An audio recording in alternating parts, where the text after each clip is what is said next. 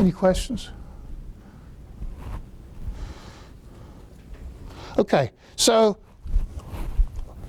you didn't like the Nernst equation. You didn't like the Fick principle. Actually, that gets you to the Fick principle, well, the Fick equation. What about Starling forces? You did those in cardiovascular? Okay, they're exciting, aren't they? There you go. Give that man. Yeah. Were you just saying that to make me happy? You like it? Good, good, good, good.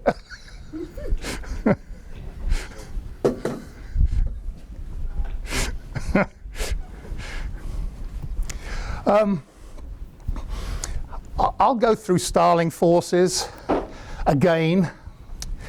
And so the concept in medical education is the more times you hear it, the more important it is.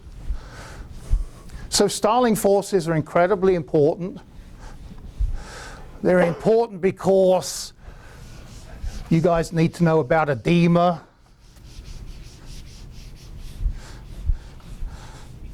And the way the cardiovascular system works. So let me start by talking about most capillaries. So if you go from one end, and you've seen this diagram before, haven't you? If you measure pressure, hydrostatic pressure, as you go from the beginning of the capillary towards the end, the pressure drops, yes? You'll remember this diagram, yes? Okay. So this is length along the capillary. There are forces opposing filtration, osmotic forces, and they stay pretty much constant. So that's the setup in most capillaries. And so filtration at this point, when you get to this point, you get reabsorption. Haven't lost anybody so far, right? Okay. So let's look at the kidney. And I'll reproduce. Oh, I'm not putting any numbers up. Why am I not putting any numbers up? Well, experimentally, we've tried to calculate these numbers. But if you go to Costanzo, you'll get one set of numbers. If you go to another textbook, you'll get another set of numbers, and then another, et cetera, okay? So the bottom line is that we can't really measure those things very accurately. Or at least if we measure them, if we stick some sort of tube in to measure pressure in a capillary, guess what? It affects the pressure. So in other words, we don't really know. The concept and the principle of understanding how those pressures work is important. The absolute values, probably not. And the same is true for the kidney. So I think there's a diagram that looks like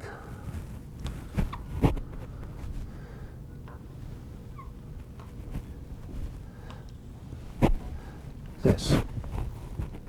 So this is hydrostatic pressure again, and I've actually started up in the arterioles, and say we've got a mean blood pressure of 100.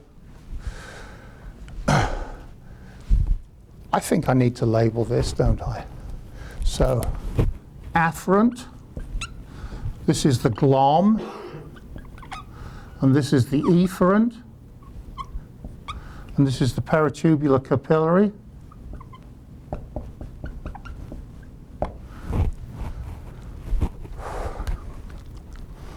As you well know, all arterioles tend to have a pressure drop. They tend to be the resistance points, and so there's a pressure drop, and that's true of the efferent arteriole. And again, I've assumed you know what an afferent and an efferent arteriole. Am I jumping too far ahead? Okay. I'm looking, okay. So You guys are all medical students, and you don't like to admit that you don't know something. So I'm looking around, seeing how many people are going, yeah, we know what that is. So let me ask it again. I'm going to look and see if I can find anybody that looks kind of confused. You know what an efferent arteriole is? Okay, I think you do. Okay. So the important thing is that in the glomerulus we get filtration. We got quite a pressure drop here, didn't we? Okay, and you know, for fluid to flow from one place to another, you have to have a pressure drop. The pressure drop here is quite profound. Across the glomerular capillary, it's actually rather small. And so the pressure is quite well maintained. It's pretty high in the first place. I mean, it's higher. I haven't put numbers up, but it's higher than this. Okay? So you've got a high pressure, it's well maintained, and that is, and of course it's very permeable capillary, has a high KF. KF? Yeah, KF. All those things cause this massive filtration. Okay? So let's put in the forces that oppose filtration. And they're not on the diagram, are they?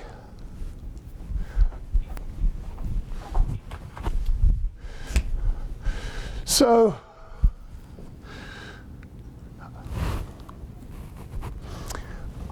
I'm going to take a liberty. And let's just call that oncotic pressure.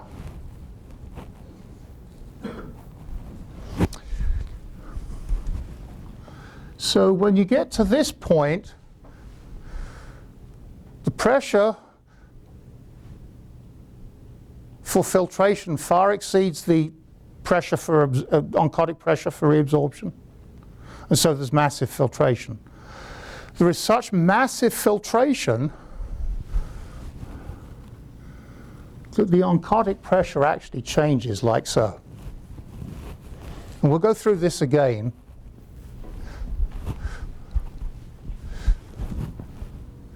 And then we come out here.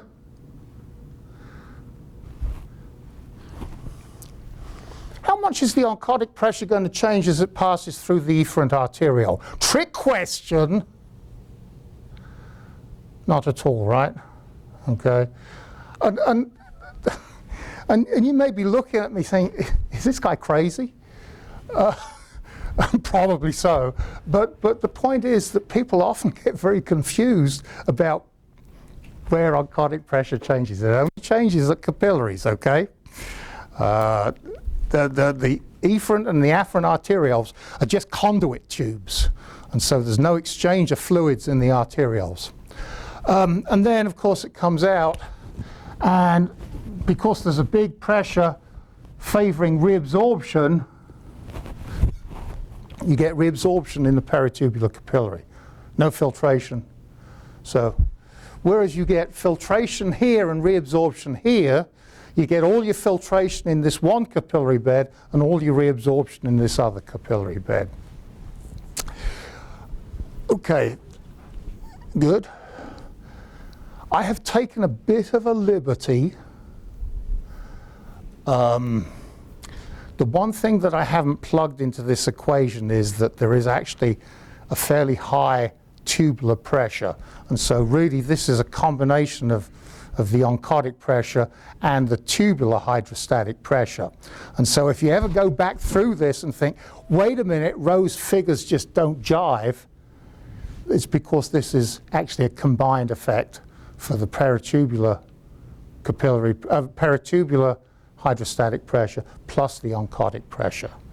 Have I just confused you more now? You guys are hard to read. Yes, ma'am. So why there is a jumping for the osmotic pressure on the arterial end? Why is there jumping up of the oncotic pressure. Okay. So the question is, I think, why does the oncotic pressure go up here? Okay. Good question. And perhaps I should have explained it. Okay. So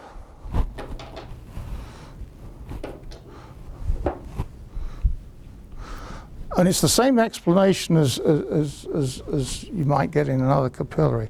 So I had that much fluid, and I took this much out. So, any proteins in this? No, very little. Okay. If I took 20% of the fluid out of here, I concentrated the proteins, didn't I? So by virtue of the concentration of the proteins, I've raised the oncotic pressure that favors reabsorption. Okay? In this capillary, it's such a small effect that you don't see much of a change. But here, the filtration is so massive